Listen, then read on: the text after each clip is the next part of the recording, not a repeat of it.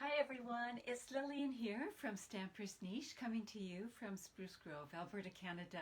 Thanks for joining me tonight, my regular Monday night crafting along with me, and I just need to press a button here. There we go. I'm so glad you could join me. Today is International Women's Day, so if there is a woman in your life that has influenced you a great deal or had an impact on your life, why don't you leave a comment in the comments below and let us know who that was, and if you're comfortable, even why they left an impact on your life.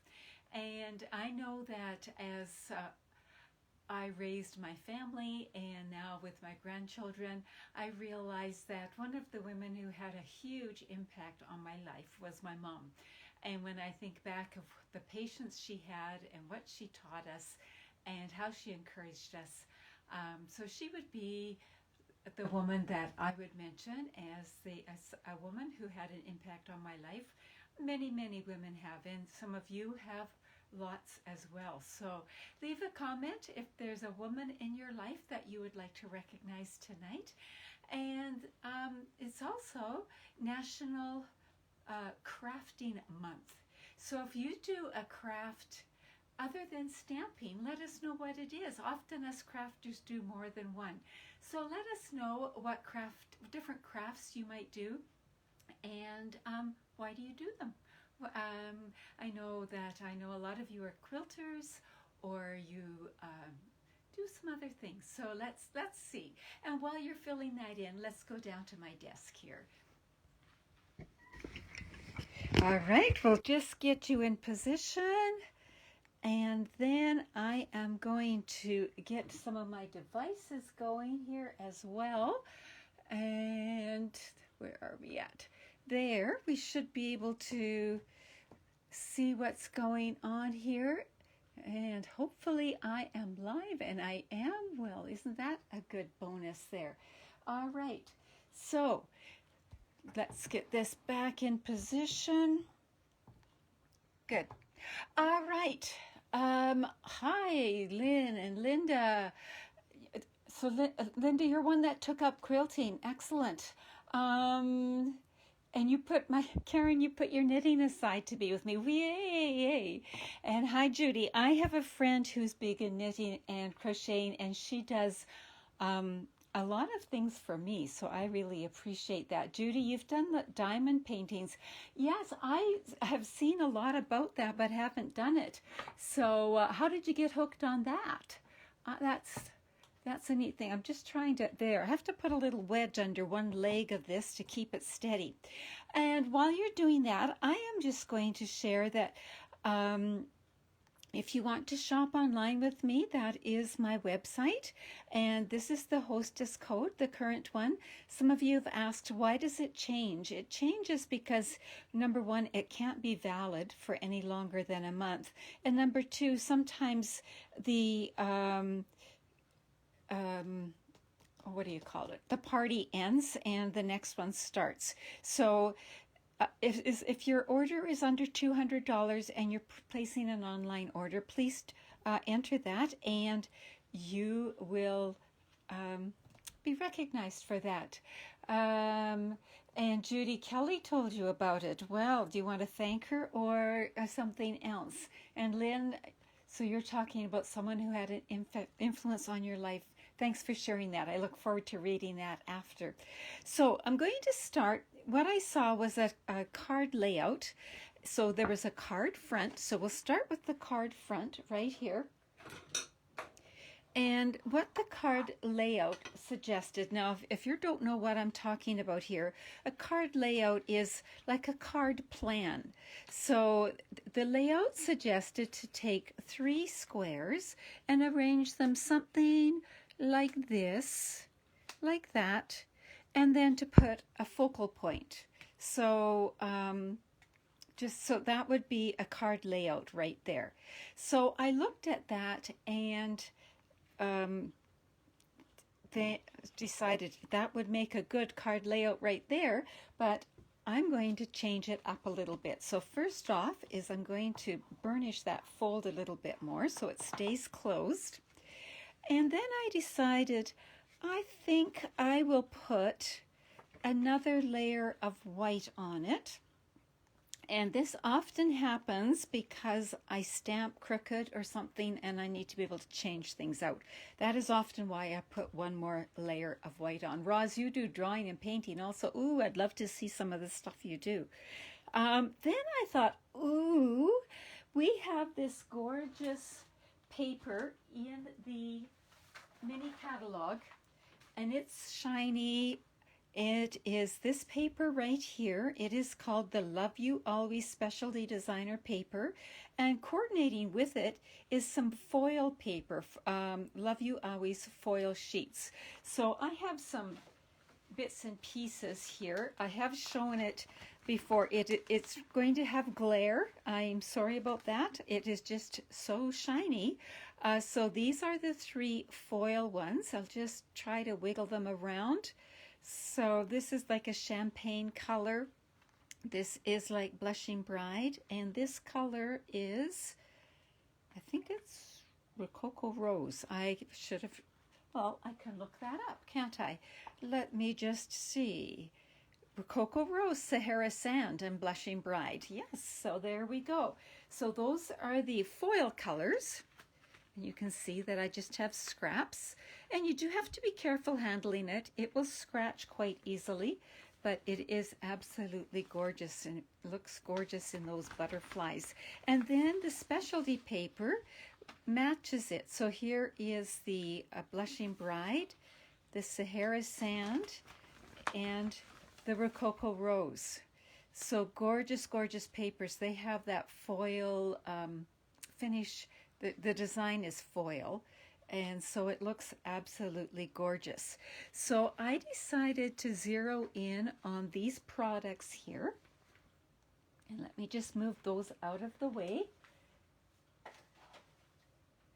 And I also decided to bring in some Blushing Bride cardstock, and I used these here, but you could just cut squares if you wanted. These stitch shape dies, I think I use, they are one of my most used dies. So, and the one that I use tonight is there's the largest and then the second from the largest. So the Papa die, the Mama die, and then we've got Junior and Baby. So this is the one that I use, the second one in. And okay, here's another question for you. What dies are your most used dies? And I know that can change a little bit as things go on, but depending on the project. But what is your go-to die? So there is my basic layout. It's starting to look pretty nice already, isn't it? Then I decided that I just had to visit the Butterfly Brilliance dies again, and I brought in a white one and vellum. So sorry, I get reading your comments and I forget what I'm doing. So I brought these in and I was thinking they could go there. So this is my plan so far. And now I could leave it blank because this would make a lovely sympathy card. It would make a great Easter card. I could put the words inside and just leave it like that, whatever. Or I could go to some words, for example, the itty bitty greetings, and I could put just a little word down here. And I think that's what I will do. By the way, if you are looking for Easter words, and I'm getting a reflection here. There we go. Itty Bitty Greetings does have an Easter one in here. Where is it? Easter Blessings. So if you have that in your arsenal of stamps, you have an Easter one. Also, if you have Arrange a Wreath, there's Happy Easter in that one as well. So just a couple of places to look for Easter stamps if you want them. So if I'm planning it out, I'm going to just take For You and stamp it here, and I think I want it right about there. So let me just get this so it's flat. Take some of these away. I'm going to let those rest there just to help me keep my placement. And I'm going to bring in Rococo Rose. So most of this is Blushing Bride, but Rococo Rose looks nice with Blushing Bride, and it's a little darker. I was afraid that Blushing Bride wouldn't show up very well. So I'm going to tuck it in here. Hope I get it straight, but that is why I am stamping right now, because if I don't, I can flip this piece of paper over, right? There we go. Yes, that's going to work. So I'm going to close that up. So my next step, I think, would be to glue these down. So let's put this to the side, and I am going to put adhesive on the back of these. Now I find with foil, and I forgot to put it on my desk here, I really like to use a dry adhesive. I find that sometimes liquid adhesive kind of shows through. So I'm going to use my Seal Plus because I want, and I'm putting lots on. Foil sometimes needs a little encouragement. I've also been known to put glue dots in the corner, but I think that'll be good. The other ones, I think I can use my multi-purpose liquid adhesive here, and we'll put that on. And it's always good, even if you can let that sit for a bit. It plays nicely when you do that, but we'll tuck it out of the way here again. So I see, Linda, you like those dies as well? Yes, I don't think you can go wrong. If I had to only get one set of dies, I think that might be it. The other might be the circles. I don't know. I like the basic shapes. I like all of my dies. But if I had to, if I was on a deserted island and only could have one, that might be what I would do. So I ended up putting this, tried to make it in the middle, and this one's going to be offset a bit this way. So this is a design you can definitely use with whatever you have. As you saw, it looked really neat with the red and black and white. So there we go, like that. And then bring in the foil. So this is going this way, and this is just going a smidge this way. And my goal is to keep it straight if I can. So there, I've got it like that. And it's going to go on here. Now, I could put it on dimensionals. I could have used this, taken it down a little bit and put some Blushing Bride in there to make a different layer, but I wanted to actually use as much of this space as I could, so I didn't. So, but that could be an option if you wanted. And do I want to put it on dimensionals? Well, do you know what? Why don't we give it a try? We won't know till we try, right? So let's go like that.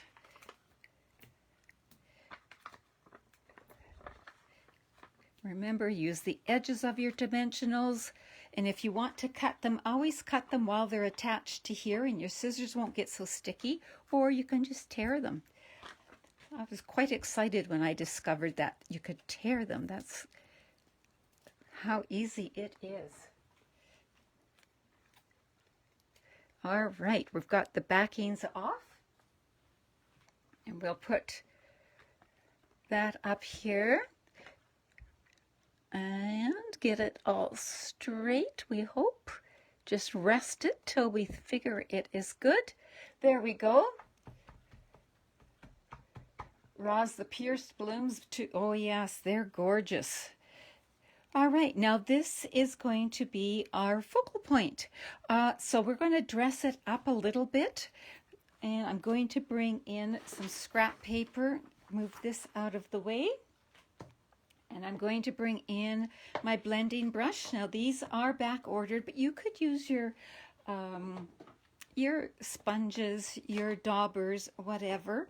But as you know, I'm a little addicted to these, and I'm not going to sponge the whole thing. I am going to sponge just the edges of the wings.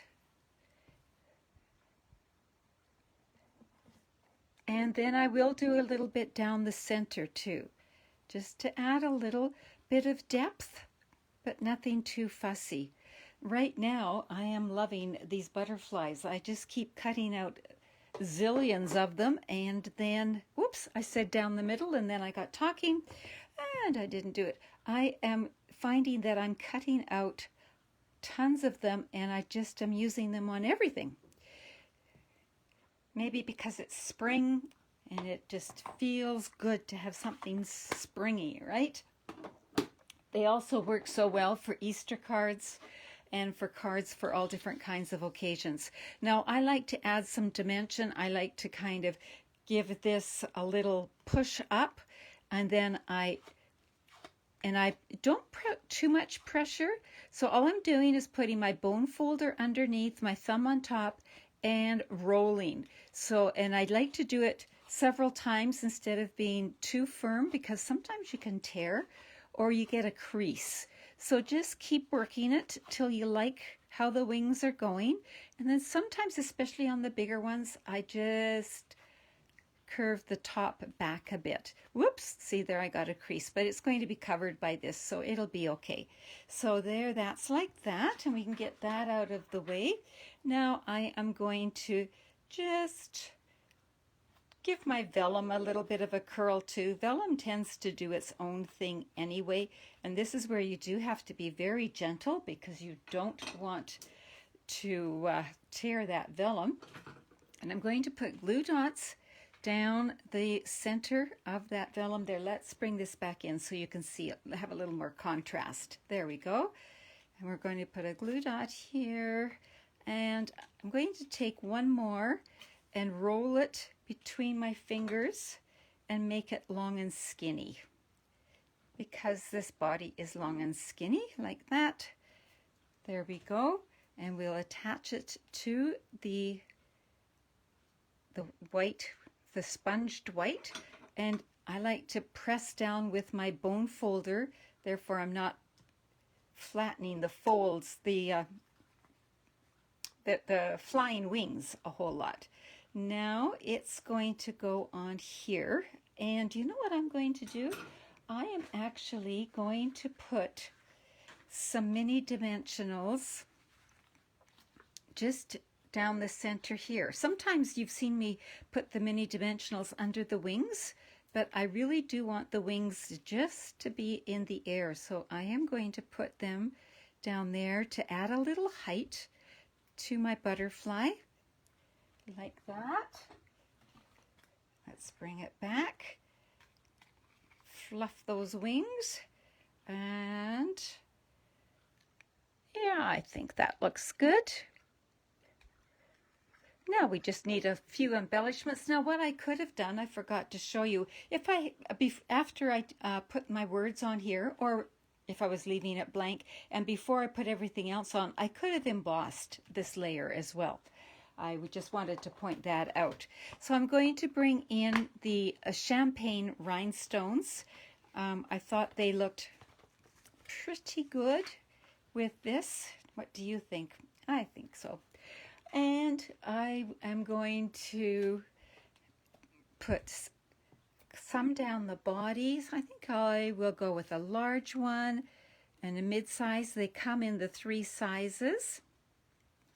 And a tiny one. Oh, already it's dressing it up. And I think we need just a few more tiny ones scattered. So one there. No, actually. Now I'm not pressing them down. I'm just resting them until I decide if that's what I really want. Those of you who craft with me know I spend more time worrying about where to put embellishments than anything else, which is rather silly, but it's the way I roll. I'm going to put one there and one there. Okay, now I'll press them down, and that is the outside of our card. So I'm going to show you something for the inside, so don't run away just yet. So do you like it? I'm pleased with how that turned out. So just taking that basic plan for a card and going like that. Now, in that bundle. So in the Butterfly Brilliance Bundle, you've got the stamp set and you have the dies. And in the dies are these little shapes here. So you've got this big die, which I showed you a lot about last week. And then there's all these and then these. So we're going to look at these two right here and then these ones here. And I'm going to show you a use for them tonight. So those, you know that I like to get acquainted with my dies, and so I often will do this. I will make a little chart showing them. So we're going to look at this one and this one here. And I took a piece of basic white and I put them like that. And this is going to be for the inside of the card. And I'm going to fasten it to this. So already you're starting to see that design coming through. So let's fasten that down. I really love this effect. There we go. Like that. And this one I left just a tiny border, so some of you I know will change that border up right away. So I think that this one is 3 3/4 by 5, and then this is 3 7. The Blushing Bride is 3 7/8 by 5 1/8. There we go. And some of you are going to ask about the squares, and I had the ruler out here to measure. Now I can't find the ruler. I will. Where did it go? Here it is. These squares are 2 1/8 by 2 1/8. So if you were cutting them instead of using a die, you could go by 2 by 2 if you wanted, something like that. And then we're going to bring in just a piece of the paper that we used on the front and glue it down.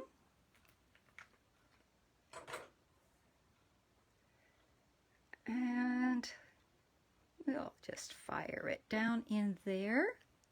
Now the question is, and we are going to put something on here, a butterfly on here, but in the inside of a card, do we want it to go that way or that way?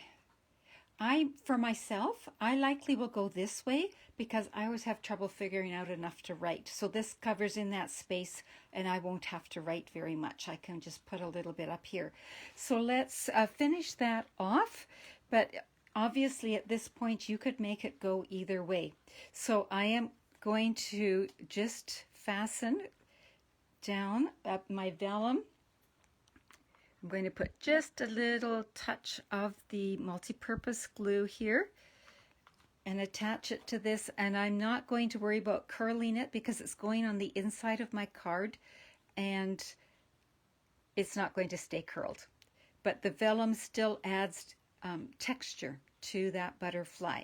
So what do you think? Should we put it this way? Or should we turn it around and put it this way for the inside of the card? So the butterfly at the top or the butterfly at the bottom? What do you think? I think this way you could even make that could be the front of a card. Do you know what else we could do to this? Aha. We could add a little bit of splatter. So let's put, I'm just going to show because some of you might not remember this, and I always forget, but if you take your regular markers and you take the lid and the brush tip and you kind of just catch the tip on the lid, you can get a bit of spray happening. And I'm trying to look through the camera and see there's a little bit starting, and it just adds a little bit of extra there. And I'm seeing a lot of you say, let's put it at the bottom. Okie dokie, we will put it at the bottom. There, now I've got just a little bit of spray. I don't know if you can see it very well. Let me see if I bring it up. It is there, and it's just ever so faintly, but it adds. So we're going to again just glue this right down. I don't need dimensionals on the inside of my card, so I can add that there. And let's see, go like that. And then we will fasten it to the inside of the card like that. And that's the inside. I saw this idea done by somebody, I think, I'm trying to remember who. It might have been an Australian demonstrator, but it was on a different card. And I just really liked that for the inside. And then this is on the outside. So there you have our card for tonight, and you also have a layout to play with. Now let me just share a couple of other things. Lynn, you love this card? Excellent. I am so glad. Remember last week when I showed you this one in pieces? Well, I finished it. I glued these two pieces together. Then I ran it through the embossing folder, added a little bit of a circle underneath and sponged the edges of this, added some gold cord and again some jewels. So that was one of the unfinished cards from last week that I finished up. So I wanted to show that to you. I also showed you last week how you could stamp backgrounds. And so then I took one of the backgrounds, this one here, and I'm going to, this is still a work in progress, put vellum over top so you can either keep it nice and bright, or you can tone it down with vellum always. Then this is going to go here, and then on here, like that. And I'll just bring this in because I forgot to bring, and then it'll go on a card front like that. So you can see where that one is going. So just an idea there. Then last week I also showed you just gluing down all of the die cut ones here. And then I cased another demonstrator. Again, I think she was Australian with this, but next time I do it, instead of using an embossing folder, I think I will use this. So there's another way that you could do the same one. And for coloring these butterflies, they are just use the blending brush. And then this here. So you can color those butterflies a whole lot of different ways. In fact, I likely should do a whole session just on coloring them. Now, remember I said I'm busy cutting out butterflies left, right, and center. But what if I only want a couple of butterflies? So that's what happened on a card that I'm getting ready for a class that I'm getting ready to teach. And I only wanted these two here. So I cut paper that was just big enough to cover that area, and then just cut out those two. You don't have to do the whole sheet every time. Mind you, it's nice to have extra butterflies on hand, but that's a way of doing just one. And so then I've got these two butterflies, and they're going to show up in a class. So you're going to have to just wait and see. I have also combined the Butterfly Brilliance with the Arrange a Wreath bundle. So this again would make beautiful sympathy or Easter or whatever cards. So I should add a little bit of a bow, I think, now that I'm looking at it. Maybe a linen thread or something like that. But I really am happy with these. And again, you could switch out the colors. I ended up with the yellow because I was picking up the colors from this butterfly. And then another card that I shared on my website, on my Facebook page, pardon me, was this one here. So I brought in the curvy keepsakes. I used that big stamp. Let me just show you. So I mounted this stamp on the clear block, and then I just stamped on the edges and caught the edges, and that is how I got the just bits of the butterflies on the edges there. And so then it's like that. But the real neat thing about this card is that when you open it up, tucked inside on window sheets are some more butterflies. And I just added some little ones on the back to hide my glue dots, and there's another fun card. So this card, different colors, but it's going to show up in the class that I'm preparing right now too. So those are some of the things that I've been working on, some more butterfly projects, and let's bring back in the card that we did tonight. Linda, stop. You might have to buy those. You know what? I thought I had enough butterfly things. I thought I did not need any more butter. This butterfly bundle is in a class of its own. It is absolutely gorgeous. I